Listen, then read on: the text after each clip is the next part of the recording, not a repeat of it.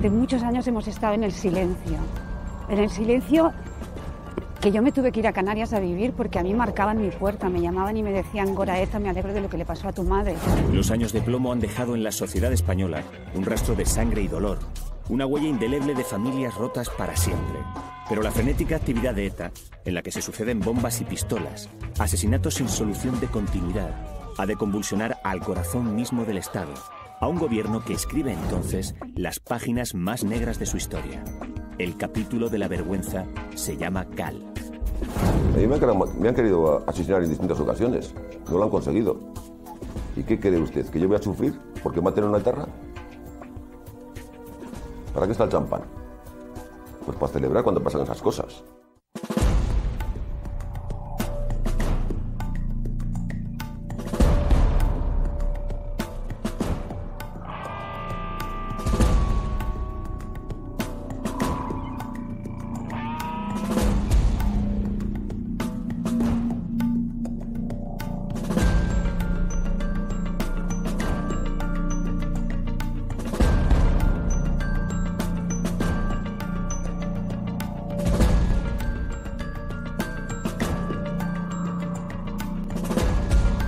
Cuatro personas han resultado muertas y una herida leve en un atentado ocurrido al sur de Francia. Aunque nadie se ha responsabilizado aún del atentado cometido la noche pasada contra un bar de Bayona frecuentado por vascos españoles y que ha causado 5 heridos, entre los cuales figuran 2 niñas, todo parece indicar que se trata de una nueva acción de los grupos antiterroristas revolucionarios GAL. Los GAL nacen políticamente en el despacho del presidente del gobierno, Felipe González Márquez. Yo no sé el día, la hora y tal, pero la decisión de que los GAL existan se toma en ese despacho, porque es que es el único despacho donde se podía tomar esa decisión. Yo lo he contado tanto en el plano político, cuando el propio Felipe González, el 6 de diciembre de aquel año 87, me aborda en el pasillo que rodea el hemiciclo del Congreso de los Diputados, y la conversación alcanza su clímax cuando él dice, y han pasado pues casi 20 años, pero nunca he olvidado esas palabras: lo único que tenemos que negociar con ETA es que si ellos nos dejan de matar a nosotros, nosotros dejaremos de matarles a ellos. Se denominan pomposamente grupos antiterroristas de liberación. Nacieron en las cloacas del poder en 1983, un año después de que el Partido Socialista alcance el poder con mayoría absoluta. Hubo antecedentes como el Batallón Vasco Español, pero no a este nivel. Se trataba de responder al terrorismo de ETA con el terrorismo de Estado. Si ellos disparan, nosotros les disparamos. Si ellos asesinan, nosotros les asesinamos. Al final, la actuación de ETA era tan brutal, tan dura a nivel del conjunto de todo el Estado, que hubo quienes desgraciadamente entendieron que contra el terrorismo de ETA valía todo, incluso valía otro terrorismo, que era el terrorismo pues del gobierno, terrorismo de Estado, ¿no? Hay personas que equivocadamente, probablemente, pues intentan solucionar esto diciendo vamos a dar la misma patada, es decir, la misma forma de responder de la misma forma que ellos lo hacen. Es decir, luchar contra el terrorismo con terrorismo. Pero la estructura que se hizo del GAL se hizo desde el Ministerio del Interior español, como se ha podido demostrar en los juicios y en las sentencias. Los GAL son también la respuesta del gobierno español a una situación preocupante. Los terroristas cometen asesinatos en España y se refugian en el sur de Francia, donde son recibidos por el propio gobierno francés, todavía suspicaz con la democracia española, como refugiados políticos. Hay dos imágenes, la española y la francesa. En España se consideraba ETA como una organización terrorista y criminal. En Francia, más bien como patriotas, como hombres que luchan por obtener un poco más de libertad. Laura Martín, la viuda de Juan Carlos García Goena, tiene muy presente aquel día en que los GAL le arrebataron a su marido, al padre de sus 2 hijas. 24 de julio de 1987. A las 6 menos 20 de la mañana, Juan Carlos García Goena, que había huido de su Tolosa natal para no cumplir el servicio militar, sale de su casa en Hendaya para acudir a su trabajo. Yo me iba a levantar, pero bueno, me quedé en la cama. Si me llego a levantar seguramente hubiese visto todo. Pues a los pocos segundos oí una explosión muy fuerte. Entonces abrí la la ventana de mi habitación. Desde allí no divisaba el coche, pero sí que lo oía Juan Carlos. No eran gritos, eran como gemidos, como me di cuenta que algo había ocurrido. Bajé, llegué aproximadamente, yo pienso que hasta aquí, porque yo sí que lo vi tirado. Y sí que me di cuenta que le faltaba una pierna, pero ya tenía los vecinos detrás mía y me retiraron. Aquel joven tolosano, pacifista convencido, acaba de ser víctima de una bomba colocada por los GAL. En junio del año 87, cuando a través de un amigo mío de Tolosa, en Guipúzcoa, se me pide que hay un chico que vive en Hendaya, que es también de Tolosa, de Guipúzcoa, que quiere regresar también a su país, a Euskadi, y que por lo tanto a ver si puede hacer algún tipo de gestión. Él me comenta que no tiene nada que ver con ETA, es decir, que es más, él muestra un espíritu muy pacifista siempre. En las dos ocasiones en que estoy con él, simplemente él había huido de su casa por no hacer el servicio militar, y a partir de esa conversación yo comienzo a hacer algunas gestiones para su regreso. Los GAL se habían interpuesto en el deseo de Juan Carlos de regresar a Tolosa. La banda tenía como jefe operativo a un personaje clave en la guerra sucia contra ETA. Es subinspector de policía y se llama José Amedo. No tiene escrúpulos a la hora de apretar el gatillo o de ordenar que otros lo aprieten. Yo no soy técnico en explosivos. Y eso de ir paseándose con una bomba por la calle, ir a casa de una amiga tuya y meterla debajo de la cama me parece un chiste espantoso. Primero porque el que no es técnico en explosivos, si va con la bomba, me imagino que tendrá mejor sitio donde guardarla, digo yo. Suena cachondeo eso. A pesar de que fue absuelto por falta de pruebas, no eximiéndole de culpabilidad de modo absoluto, sino por falta de posibilidad de probarlo judicialmente, hasta ahora la única versión conocida que ha sido probada documentalmente en un 80% es la versión que dio Inmaculada Gómez, una persona que había tenido una relación afectiva con José Amedo, que hace referencia a que en su propio domicilio, en el domicilio de Inmaculada, Amedo y Domínguez, la noche antes del asesinato de Juan Carlos García Goena, tenían una bomba exactamente igual a la que acabó con la vida de Goena a la mañana siguiente. 19 años después de que Laura Martín perdiera a su esposo Juan Carlos García Goena a manos de los GAL, se produce por primera vez un encuentro entre la víctima y quien los tribunales han señalado como jefe ejecutor de las acciones de aquel grupo terrorista. Le odié muchísimo y además disfrutaba pensando en que un día le llegaría a pegar un tiro. Disfrutaba pensando, imaginándome que lo hacía sufrir, y lo odié muchísimo. ¿Qué opinión tengo hoy en día de él? No siento nada. Simplemente me gustaría entrevistarme con él y que me ayudara a buscar una pista, que me contara lo que ocurrió, que me contara lo que sabe sobre la muerte de mi marido. Buenos días. Hola, buenos días. ¿Qué tal? Decirle claramente que yo no tengo nada que ver en ese asunto. Yo pasé momentos difíciles a cuenta del asunto ese. Fue alguien desmarcado de un entorno determinado, algún mercenario que quiso apuntarse, digamos, ese asunto, ese tema, y luego cobrar un dinero. Eso es lo que yo he oído. De su marido, yo siempre he estado trabajando en el mundo de ETA, ¿no? Yo nunca tuve conocimiento de que su marido tuviese alguna conexión con ese mundo. Juan Carlos entró en una empresa donde había trabajado muchos refugiados. Cuando Juan Carlos entró y además pidió expresamente al jefe que no se le pusiera, se trabajaba por grupos, con ningún grupo donde hubiese refugiados. Para que no relacionara, evidentemente. Exactamente. Yo, delante de Laura Martín, la esposa de Juan Carlos García Goena, yo le garantizo que si algún día tengo algún dato, concreto y específico, y esto queda grabado, yo lo contaré. Bueno, José Amedo lleva cerca de 10 años diciendo que va a contar lo que ocurrió y quién organizó el asesinato de Juan Carlos García Goena. Y ya está bien que lo cuente de una vez. Juan Carlos García Goena fue la última víctima, el dramático colofón en la historia de los GAL. Antes, hasta donde se sabe, otras 29 personas cayeron bajo las balas y las bombas de aquella guerra sucia que se había organizado no ya desde las alcantarillas del poder, sino desde los despachos más elevados. Y usted, y cualquiera que ande por la calle, sabe quién era el X de los GAL. Pero el X de local también había informado a la oposición en aquel momento, que era Fraga Iribarne. Yo estaba totalmente de acuerdo en el tema.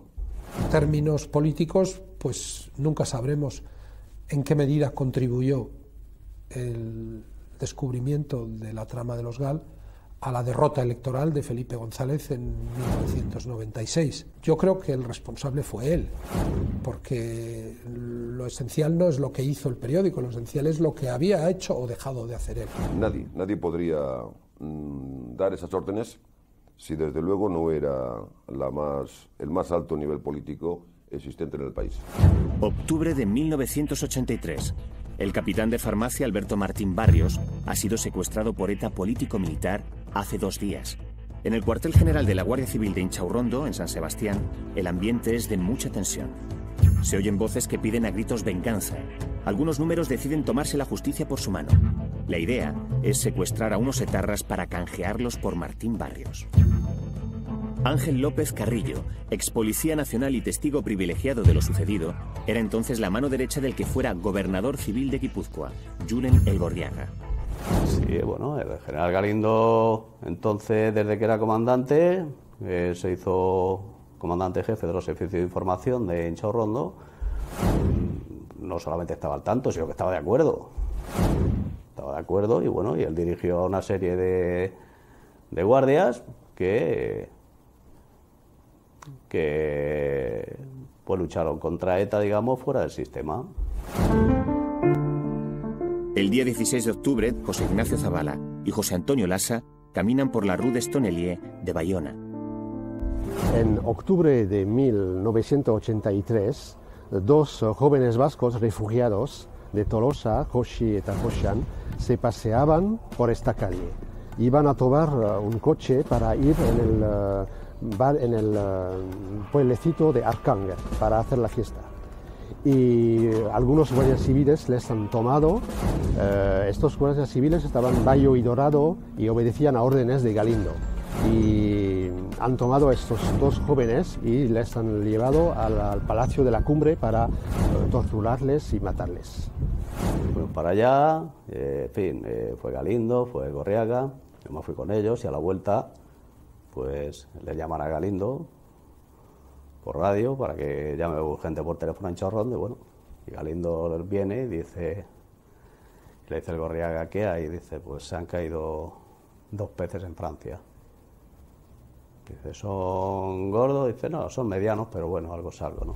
Los guardias civiles trasladan a Lassa y Zavala al Palacio de la Cumbre en San Sebastián, que estaba abandonado. Pedro Luis Migueliz, alias Chofo, se convirtió en testigo protegido por el juez Carlos Bueren, tras declarar sobre el secuestro y las torturas que sufrieron los jóvenes etarras. Conoció los hechos por boca de su amigo Enrique Dorado Villalobos, uno de los guardias civiles condenado por el secuestro y asesinato de Lassa y Zavala.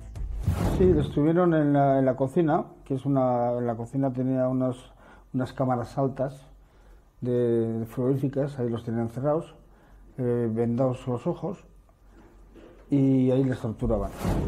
Hombre, a mí me contaban que sí, que les quitaban con alicates los dedos las uñas de los dedos y de los pies. Les hicieron toda clase de torturas, les inyectaron total y bueno, horroroso. El 18 de octubre aparece en un monte próximo a Galdácano el cadáver de Alberto Martín Barrios. Está maniatado, tiene un tiro en la nuca. Hizo farmacia militar. Pues yo creo que un poco por romanticismo, que le venía muy bien, que le parecía una buena opción. Y claro, hacía siempre la misma ruta. Se levantaba pronto, salía, y se acercaba a la farmacia militar, firmaba sus papeles, sus documentos, y luego se volvía a la farmacia de su padre a trabajar y ya te digo, no se metía con nadie. Un día, me parece que era el 7 de octubre, pues empezamos a no saber nada de él. No estaba lejos, no, estaba en Vizcaya, la provincia de Vizcaya, estaba por lo visto en una cueva. Pero ahí estaba en una cueva natural que se usaba durante la guerra. Seguro que él oiría a los helicópteros sobrevolar por la zona, porque sí que fueron por allí. Dijeron que tenían a a este señor secuestrado y que querían que soltaran a los presos etarras que habían asaltado el cuartel general de Berga y que los iban a juzgar por lo militar. Después empezaron a pensar que lo mejor era que se leyera un panfleto en la televisión. Entonces el chantaje era a televisión. Que se leyera ese panfleto y que entonces soltaban al capitán Martín Barrios. ETA político-militar, organización armada para la Revolución Vasca, manifiesta ante todo el pueblo vasco que ha procedido a la ejecución del capitán del ejército español, Alberto Martín Barrios.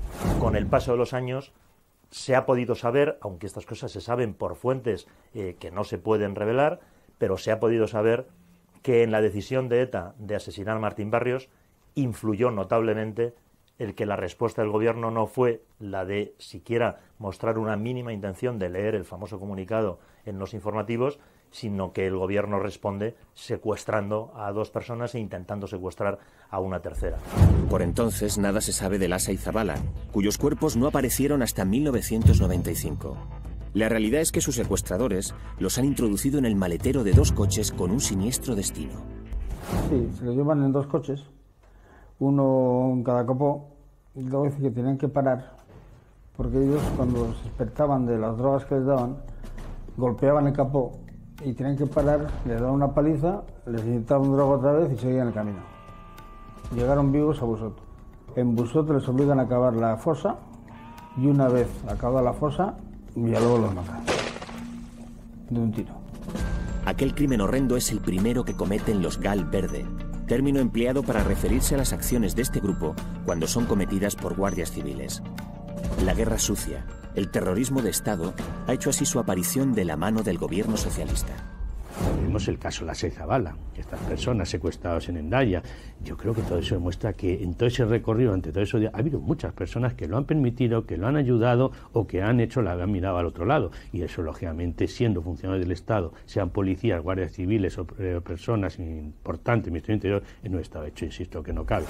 2 meses más tarde del asesinato de Lasa y Zabala, los Gal van a perpetrar un secuestro que con el paso de los años será determinante para la condena de algunos destacados dirigentes socialistas. Los Gal cometen su primer error, el secuestro del ciudadano francés Segundo Marey. El Gal fundamentalmente ya le digo que se creó con la finalidad no de vengar acciones de ETA, sino de forzar esa colaboración de los servicios franceses y de las autoridades francesas con respecto a España. El relato de los hechos que figura en la sentencia de aquel caso es por sí solo suficientemente sobrecogedor. Sobre las 8 de la tarde del día 4 de diciembre de 1983, los mercenarios Pedro Sánchez, Mokhtar Talví y Jean-Pierre Chalier se acercaron al domicilio que en Hendaya tenía Segundo Marey. Llamó a la puerta uno de ellos, salió la esposa, preguntaron por su marido. Llegó este y de repente el que había llamado se abalanzó contra Marey, inmovilizándole, ayudándose de un spray que le echó al rostro. Estaba presente en el lugar del secuestro del tesorero de ETA. Estaba presente. Era cómplice, de hecho. Yo constaté que era un acto terrorista de gente que yo pensaba que eran mafiosos o mercenarios, cuando en realidad eran policías. La policía francesa sabía que se iba a producir el secuestro de Segundo Marey 4 días antes, porque yo se lo había dicho. Dije, han salido como locos, van a secuestrar y a matar gente.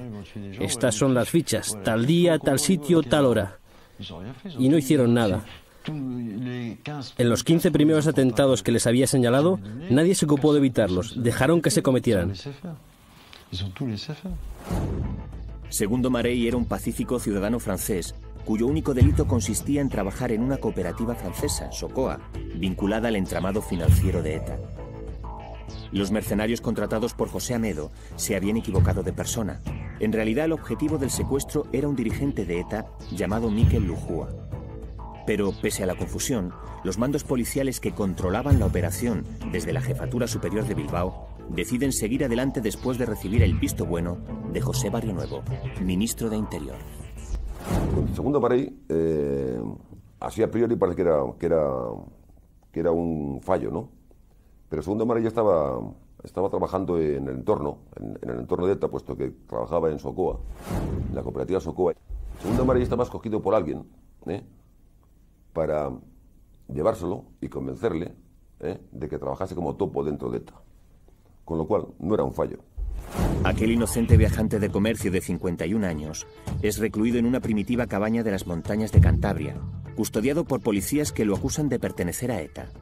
Durante 10 terribles días, Segundo Marey piensa a cada instante que lo van a matar. Finalmente lo liberan, de nuevo en territorio francés. En señal de buena voluntad y convencidos de la valoración en propiedad del gesto por parte del gobierno francés, nosotros liberamos a Segundo Marey, arrestado por nuestra organización a consecuencia de su colaboración con los terroristas de ETA. Recibirán noticias del GAL. En julio de 1998, José Barrionuevo, ministro del Interior, Rafael Vera, secretario de Estado, y Julián San Cristóbal, director general de la Policía, son condenados por secuestro y malversación de caudales públicos.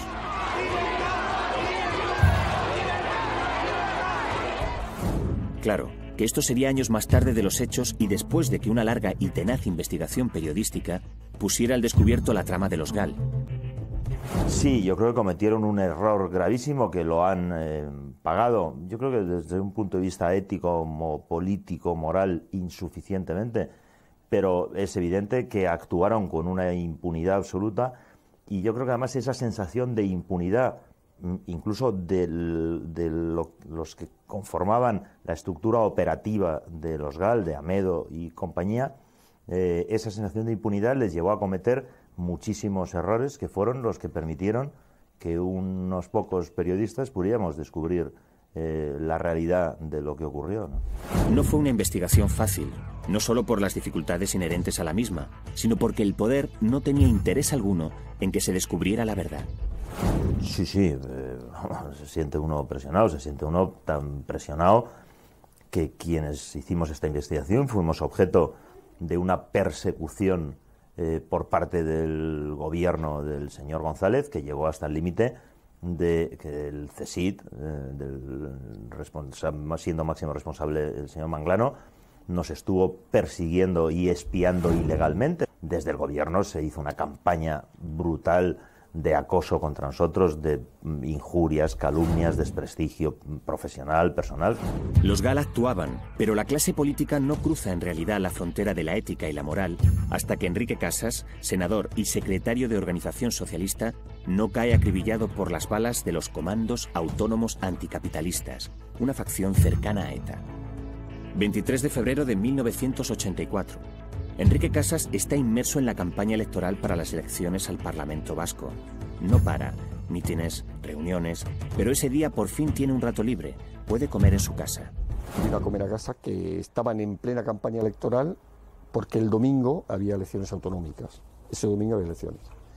Y esto era viernes, quiero recordar, era viernes. Pues parece ser que llamaron a la puerta, entonces mi hermano le abrió la puerta y en ese momento pues lo mataron, vamos. Así de claro, y no sé cuántos disparos. Me llamó mi mujer, porque mi mujer sí que oyó los disparos y pues mi mujer fue la que casi atendió a mi hermano al principio de todo, ¿no? Dice, han atentado contra Enrique. Entonces, claro, han atentado y cómo está, pues mal. O sea, no me... Y le digo, pero está muerto, y dice, no lo sé. Un compañero mío me subió. Yo lo que recuerdo por el camino es que decía, Dios mío, que viva, que viva. Al llegar a casa, que no hay nada. Estaba Bárbara y Bárbara me dijo, pues lo han matado. Hombre, yo recuerdo el impacto del asesinato de mi hermano.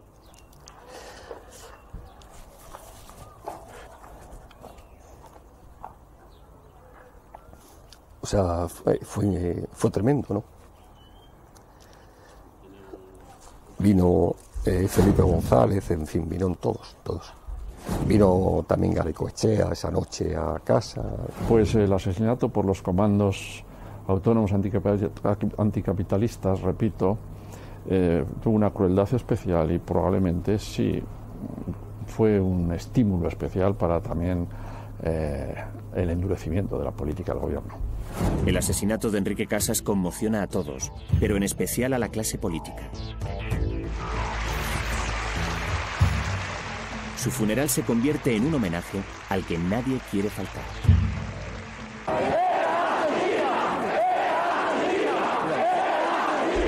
Hoy le quiero rendir un homenaje al compañero Enrique Casas. Y creo que la única manera de hacerlo es darle la garantía a su memoria de que seguiremos luchando por la justicia, por la paz y por la libertad. Y que se hará justicia, sin duda alguna. Apenas habían pasado 2 meses desde que los GAL habían advertido en el comunicado de liberación de Segundo Marey que cada asesinato por parte de los terroristas tendrá la respuesta necesaria. Ni una sola de las víctimas permanecerá sin respuesta. 2 días después del asesinato del senador Casas, los GAL responden. El etarra Eugenio Gutiérrez Salazar, conocido como Tigre, muere acribillado a las puertas de un caserío en la localidad de Mendin, un pueblo del País Vasco francés. Los disparos han sido realizados por un experto francotirador. Hombre, yo fui campeón de España de tiro y récord más nacional de tiro. Si lo dicen por eso, pues no lo sé. Sí, yo sé que se ha comentado. Que esa operación que la llevé a cabo con Philippe Labat o algo por el estilo, ¿no? Pero bueno, ¿yo qué quiere que le diga? Yo no le voy a decir que sí. Desde luego, no lo voy a decir. No lo voy a decir porque no fui yo. También muere el mercenario más reputado de los GAL, Jean-Pierre Chérit, cuando va a colocar una bomba en un coche de un refugiado. Pero el momento supremo de la actuación de los GAL está todavía por llegar. Un asesinato en pleno País Vasco. 20 de noviembre de 1984. A las 6 de la tarde, Santiago Gruart, médico de profesión, fundador del partido ASI, dirigente de Herri Batasuna, está en su consulta de Alameda de Recalde en Bilbao como cada día, cuando hasta ella llegan 2 mercenarios de los GAL, Rafael López Ocaña y Luis Morcillo. Allí mismo, ante la mirada de una enfermera aterrorizada, vaciaron sus cargadores sobre él. Posiblemente quien tomó esa decisión pretendiese dar un toque de atención a los políticos del entorno de ETA, ¿no? Pero para mí no tenía sentido el llevar a cabo acciones fuera de Francia, porque como todos los que nos participábamos en este tipo de actividades, sabíamos que la finalidad era una, la que ya he venido comentando, y llevarla a cabo en España pues carecía de sentido. Una de las señas de identidad de los GAL fueron los atentados indiscriminados contra establecimientos relacionados con los refugiados vascos, aunque no tuvieran nada que ver con ETA. El primero de ellos se produce el 13 de marzo de 1985 contra el Hotel Briquetenia. Un día estábamos en la cocina. Teníamos un banquete en un lado y en el otro lado unas 15 mesas de particulares que venían a cenar. Mi mujer pasó delante de mí a gran velocidad diciéndome: Philippe, alguien nos está disparando con una pistola. Vi a mi padre, es decir, a Michel Ibarbour, pues, coger una mesa, ponérsela sobre la espalda para protegerse de un posible disparo.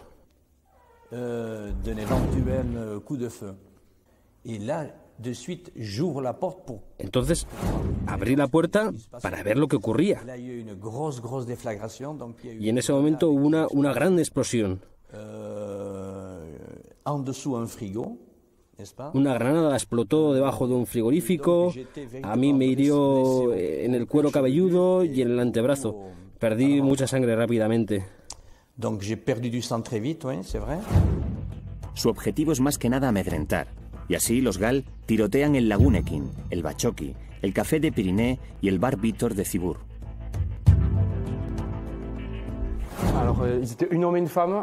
Eran un hombre y una mujer. El hombre entró y la mujer se quedó fuera. El hombre disparó contra las 3 personas que había en el bar y la gente escapó. Hay impactos de bala aquí. Se escaparon por la cocina. Salieron por aquí y se escaparon por la callejuela mientras el hombre disparaba. Luego volvió a entrar, vino por aquí. El hombre tenía una escopeta de cañones recortados que dejó aquí y se fue. La mujer lanzó una granada que cayó aquí y que explotó sin causar destrozos y se fueron. En esta escalada de ataques a los bares de refugiados, le llega el turno al Hotel Montbar. El atentado más sangriento de los GAL.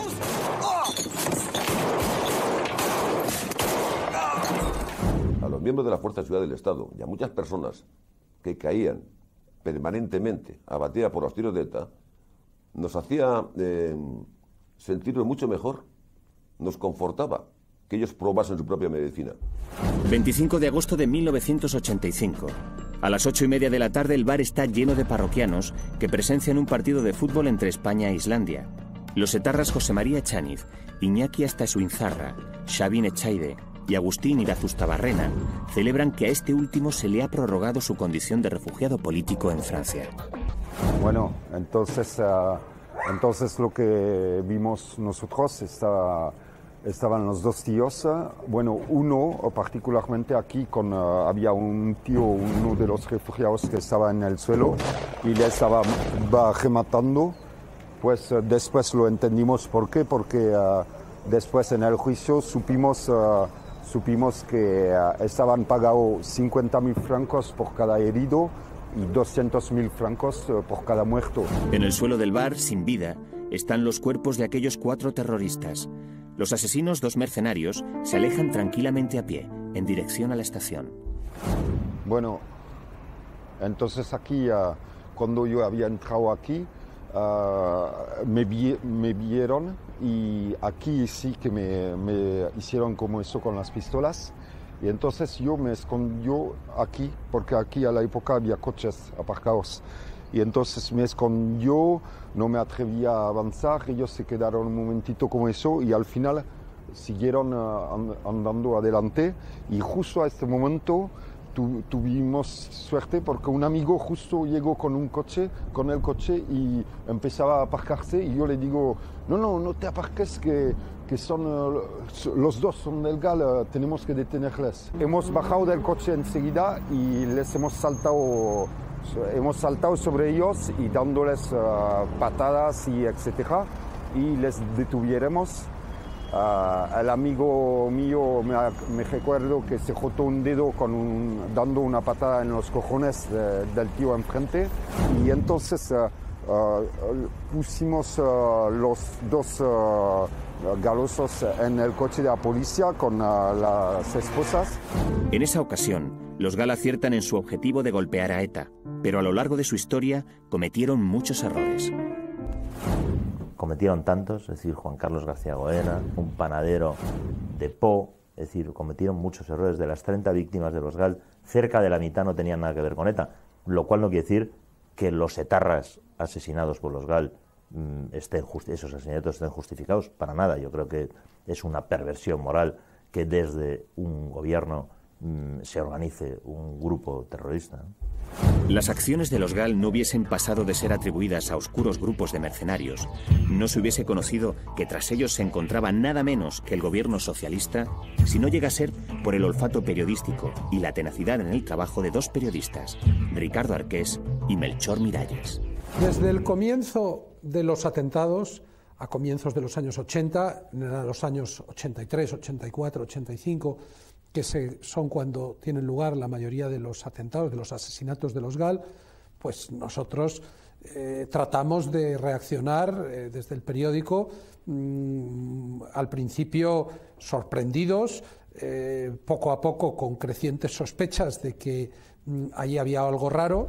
Es entonces, en el verano, al final del verano de 1987, juraría yo, sí, 1987, cuando descubren el famoso zulo en el sur de Francia, donde encuentran pues ya la peluca, la pistola, el zapato, todos aquellos elementos, la documentación, pues que permiten llegar a la seguridad y permiten probar la implicación de Amedo y Domínguez en todo el montaje de la trama.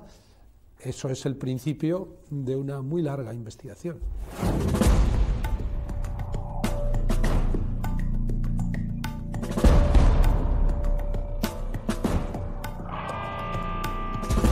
Durante años, los periodistas van descubriendo pruebas, datos, encuentran facturas, papeles comprometedores.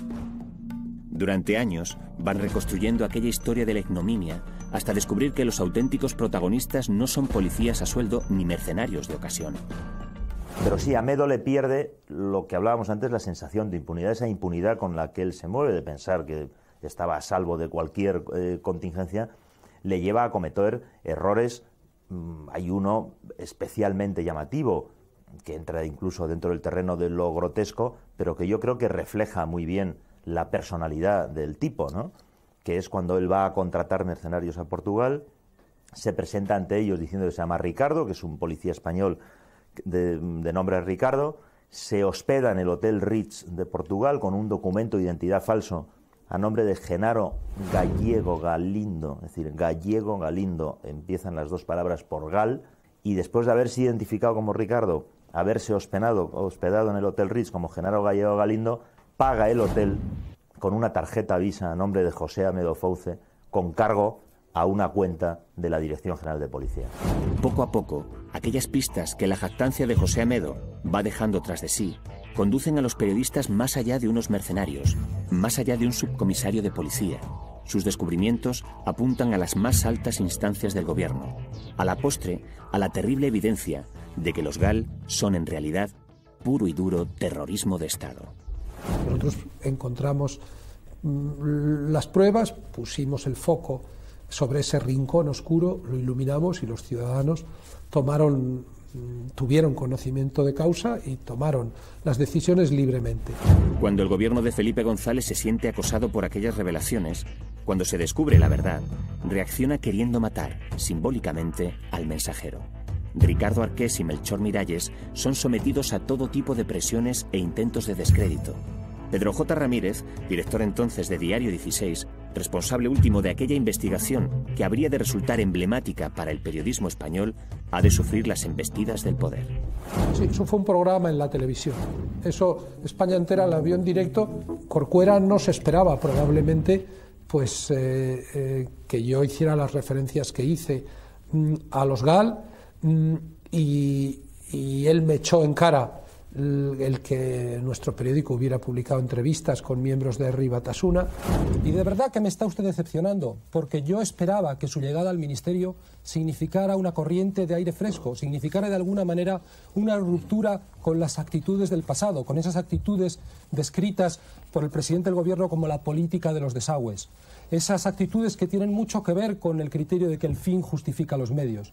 Y el fin nunca justifica los medios, señor ministro, y no lo justifica ni para los terroristas de ETA, cuyos crímenes son repugnantes, ni para los terroristas del GAL, cuyos crímenes son repugnantes.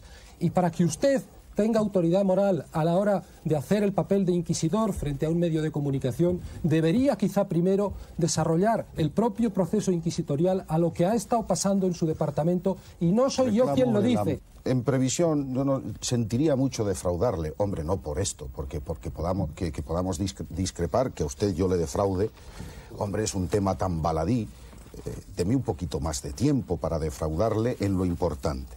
Nosotros, desde luego, no estamos haciendo juicios paralelos. Afortunadamente, los tribunales en este país están funcionando con eficacia y con independencia. Sin embargo, sí que a veces tenemos que hacer el papel de policías paralelos, porque a quienes les corresponde esa obligación no la están haciendo. Señor ministro, usted sabe perfectamente que en el Ministerio del Interior no se ha abierto una sola investigación sobre el GAL, que en el Ministerio del Interior se han dificultado sistemáticamente las investigaciones sobre el GAL. A veces da la impresión, señor ministro, de que en el Ministerio del Interior lo que ustedes pretenden con respecto a la prensa es que seamos como los monos de Gibraltar, sordos, ciegos y mudos. Esa da la impresión que es el papel que ustedes nos reservan. Entonces, al final del programa, muy congestionado, Corcuera se dirigió a mí delante de testigos, y delante de estos testigos pues dice: te sientes muy seguro porque eres director de un periódico, pero puedes dejar de serlo muy pronto. Bueno, yo entonces no le di mucha importancia, pero 4 meses después dije: hombre, qué capacidad de profeta tenía este hombre. Y después las presiones llegaron hasta el punto de que el editor de Diario 16, Juan Tomás de Salas, despidió a Pedro J. Ramírez como director de Diario 16, lo cual nos llevó a varios profesionales, entre ellos a mí, a tomar la decisión de, por una cuestión ética, Yo no podía seguir trabajando en un periódico en el que había sido despedido el director por defender mi trabajo, ¿no? El domingo habíamos publicado una doble página a modo de resumen sobre todos los aspectos que se habían ido descubriendo en relación a los GAL.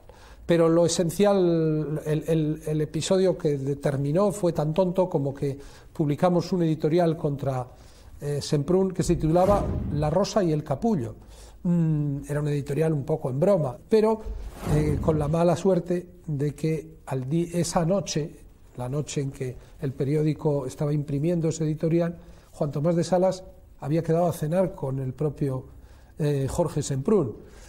Y entonces fueron al Vips después de cenar a comprar los periódicos y se encontró Juan Tomás y se encontró Semprún con ese editorial contra Semprún. Y entonces ella dijo, a este tío me lo cepillo mañana mismo, ¿no? Yo creo que sí, que la prensa en aquellos momentos, y también en otros casos, ¿no? Pero en aquellos momentos la prensa fue un elemento clave, ¿no? Posiblemente si no hubiera sido por la labor de investigación de algunos periodistas, yo quiero recordar a Melchor Miralles o Ricardo Arqués, en aquella etapa, pues posiblemente todo esto no se hubiera descubierto, ¿no? Por fin la justicia comienza a actuar. Personajes como los jueces Castro Meige y Baltasar Garzón y el fiscal Ignacio Gordillo van señalando, partiendo de las informaciones periodísticas, a los culpables de la guerra sucia. Su trabajo acaba por sentar en el banquillo de los acusados a toda la cúpula del Ministerio del Interior y a los jefes operativos de la trama. La justicia hizo lo que pudo, ¿no? Es decir, el trabajo de lo que los anglosajones llaman de cover-up, de ocultamiento del gobierno, fue eficaz, ¿no? Pero bueno, yo siempre digo que la justicia es como un paquidermo, es como un elefante. Camina lentamente, pero termina llegando a su destino. Creo que la respuesta judicial española fue perfecta, tanto la Audiencia Nacional como el Tribunal Supremo confirmando luego la sentencia, y que realmente fue ejemplarificadora, y creo que hemos ganado muchísima credibilidad en los tribunales internacionales. Juzgar quiere decir primero investigar, instruir y después juzgar y condenar a los autores. Tengo que recordar que toda la jerarquía policial de la época, o por lo menos una parte de esa jerarquía, incluido el ministro del Interior, han sido condenados. Para mí eso es admirable. El mero hecho de citar como imputado en el caso Marey a el ya expresidente González hubiera supuesto colocar sobre él un estigma que era, y lo cual era inconveniente para el conjunto del Estado por su condición de expresidente. Yo creo que esa fue una decisión equivocada. Yo creo que fue por parte de los jueces que la sostuvieron, fue una desviación del espíritu y de la letra de la ley, pero en definitiva fue una decisión tomada por el órgano competente. Después de 4 años de actividad, después de haber dejado 30 muertos en el camino, los GAL no consiguieron acabar con ETA. Al contrario, potenciaron su victimismo. Los terroristas de ETA no necesitaban muchas coartadas, muchos momentos, pero los GAL lo que fueron es muy negativos en la lucha contra ETA. Yo siempre digo, no es que le dieran oxígeno, el problema es que si todo el dinero dilapidado en la historia de los GAL, lo que se gastaron en los GAL y lo que se llevaron a su casa en medio de todo ese fregado, si esos miles de millones de pesetas de la época se hubieran destinado a luchar contra el terrorismo, probablemente hoy ETA no existiría. Bien es cierto que aquella guerra sucia, aquel terrorismo de Estado, consiguió uno de los objetivos que perseguía su jefe operativo, José Amedo. Francia comenzó a colaborar con el gobierno español en la lucha antiterrorista. Para mí no fue un error. Y para mí no fue un error, pues porque consiguió sus fines, se lograron sus fines, los fines que pretendía. En cualquier caso, aquella guerra sucia no detuvo a ETA. Entonces, ¿para qué sirvieron los GAL? Bueno, hombre, la Guerra del Norte, que incluso así la definió en altas instancias, pues ha hecho ricos a muchos políticos. Y a otros pues les ha costado la vida y les ha costado un malvivir y un sufrimiento y un trauma para toda su vida, para ellos y su familia. Muchos de los policías y guardias civiles del País Vasco, pues incluso sus hijos, pues se han arrastrado y arrastran serias secuelas de aquella mala vida que de alguna manera entre unos y otros les hicieron pasar, ¿no? La banda armada no dejó de asesinar, y así caen el médico vitoriano Luis Manuel Allende, el cabo de la Policía Nacional Ramón Martínez, el general Quintana Lacasi, el funcionario Jesús Blanco, el industrial Ramiro Salazar y el panadero Cándido, y tantos otros. Los GAL son un episodio más de la historia de ETA. La organización terrorista continúa su sangrienta actividad